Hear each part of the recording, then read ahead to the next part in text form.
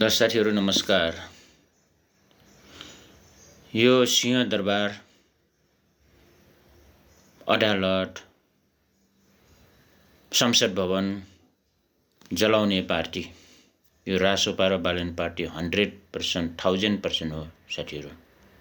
प्रमाण के छ त नि भन्दाखेरि बालेनले यो आन्दोलनलाई सघाउनको लागि र आन्दोलनलाई उक्साउनको लागि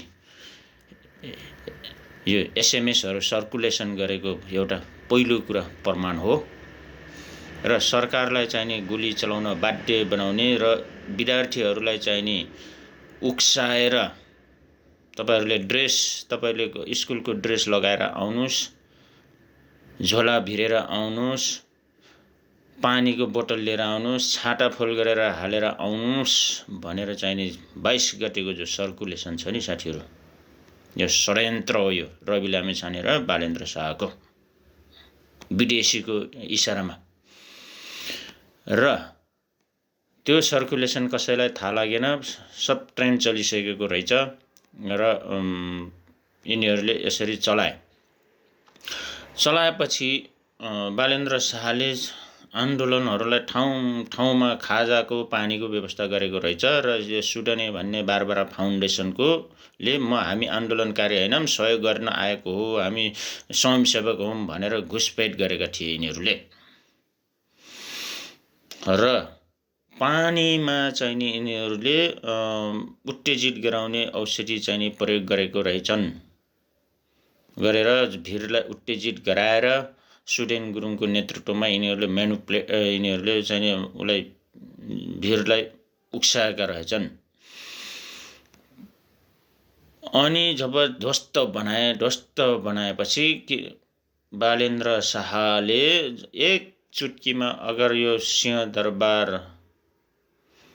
अदालत यिनीहरू नजलाउ भनेको भए आन्दोलन एक चुटकीमा रोकिनेवाला थियो, तर रोकेन, जलाएर सकेर अनि 24, 25, 26, 27 गतेसम्म पनि दमकल किन पठाएन। दमकल अरु ठाउँको दमकलहरु डोजरहरु सब बर्बाद थियो नि, काठमाडौँ महानगरपालिकाको दमकल केही भएको थिएन। र काठमाडौँ महानगरपालिकाको बालेन्द्र शाहको दमकल भन्दा बित्तिकै कसैले केही गर्नेवाला थिएनन्। यिनीहरूको षड्यन्त्र थियो। यो सिंहदरबार र संसद भवन किन जलाए भन्दाखेरि त्यसमा चाहिने 1950 को सन्धि, असमान सन्धिहरुदेखि लिएर चुच्ची नक्सासम्मको सन्धिहरु यताउता सब थिए। समयमा चाहिने भारतसँग चाइनासँग यो सीमा सम्बन्धी सम्झौताहरु भएका, वार्तालापहरु भएका, अनि विदेशीहरुसँग संयुक्त राष्ट्र संघहरुसँग सम्झौता भएकाहरु जति पनि दस्तावेजहरु थिए सब नष्ट गर्नु थियो। यो विदेशी दलालहरुले गर्नु थियो र सब दस्तावेज विहीन नेपाललाई नाङ्गो बनाएर चाहिँ नि एमसीसी र एसपीपी चाहिँ नि भित्राउनु थियो। सबभन्दा मुख्य मतियार यिनीहरू हुन्। र दोस्रो कुरा अदालत किन जलायो भन्दाखेरि रवि लामिछानेको डबल नागरिकता, डबल पासपोर्ट देखि लिएर सहकारी ठगी, सम्पत्ति शुद्धिकरण र संगठित अपराधसम्मको मुद्दा थियो। त्यो जलाएर नष्ट गर्नु थियो।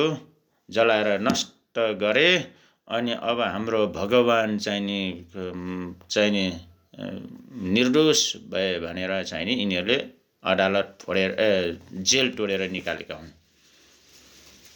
भनेपछि एक ठान रवि लामिछानेको लागि यिनीहरूले यति हट गर्न सक्छन् भनेपछि ठगको लागि देश त परै छोड, देश हेर त कति नाङ्गो बनाए यिनीहरूले, नाङ्गो बनाए। अगर यही चीज विदेशमा हुन्थ्यो भने भारतमा तपाईको 2001 को 13 डिसेम्बर 2001 मा चाहिँ नि भारतमा चाहिँ नि संसद भवनमा आतङ्ककारीले गोली चलाएको थियो र केही ठाउँ मान्छेहरू हताहत भएका थिए। त्यो विषयमा भारतमा विश्वभरि चर्चा भयो र भारतले चाहिँ नि इन्टरनेसनल अदालतमा गएर मुद्दा लडेर त्यो उसलाई चाहिँ नि त्यो आतङ्ककारीलाई फाँसीको सजाय दियो।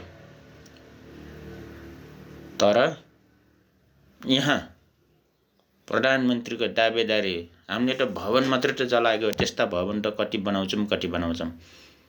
त्यो भवन फ्रीमा बन्छ? तिमीहरूको खोल्टीबाट आएर बनाउने हो? तिमीहरू खोल्टीले दिन्छ पैसा कि त्यही अमेरिकाले दिने हो कि भारतले दिने हो तिमीहरूलाई पैसा बनाउन? आखिरमा चन्दै लिएर बनाउने होइन? तिमीहरूले केपी ओलीको सरकारलाई चाहिँ नि विदेशी ऋणको भार थाप्लोमा पर्यो, बढी भयो भनेर तिमीहरू आन्दोलन चर्काएको होइन? एउटा कारण त्यो होइन? अनि तिमीहरूले चाहिँ नि त्यो संसद भवन अनि त्यो के भन्छ यो अदालत अनि सिंहदरबार केले बनाउँछौ? 2-4 हजारले बन्ने चिज हो त्यो? त्यो त चलो खरानी भयो। त्यो दस्तावेज कसले ल्याउँछ? कसले फिर्ता गर्छ? त्यो कहाँबाट ल्याउँछौ तिमीहरूले त्यो दस्तावेजहरू? जति पनि जो नेपालको प्रमाण थियो, नेपालको हितको लागि प्रमाण थियो, त्यो दस्तावेज कहाँबाट लिन्छौ? र अगाडि तिमीहरू वैदेशिक रणनीतिहरू कसरी चाहिँ प्रवाह गर्छौ? तिमीहरू दलाल ठगहरू हो, बुझ्यौ? तिमीहरू दलाल ठगहरू, विदेशीको एजेन्टहरू। तिमीहरूलाई यही संसदीय चुनावमा 21 फागुन 21 गते आदरणीय दाजुभाइ तथा दिदीबहिनीहरू, देशभक्त दाजुभाइ दिदीबहिनीहरू, यिनीहरूलाई ध्वस्त बनाउनुपर्छ र यिनीहरूलाई आजीवन जेल कोचेर यिनीहरूलाई चाहिँ नि देश जलाएको, बर्बाद बनाएको, देशद्रोहको मुद्दा लगाएर यिनीहरूलाई आजीवन जेल कोचेर चाहिँ नि मेरो देश आमालाई न्याय दिलाउनुपर्छ। हामी सबै मिलेर मेरो देश आमा, नेपाल आमालाई चाहिँ नि बचाउँ। धन्यवाद।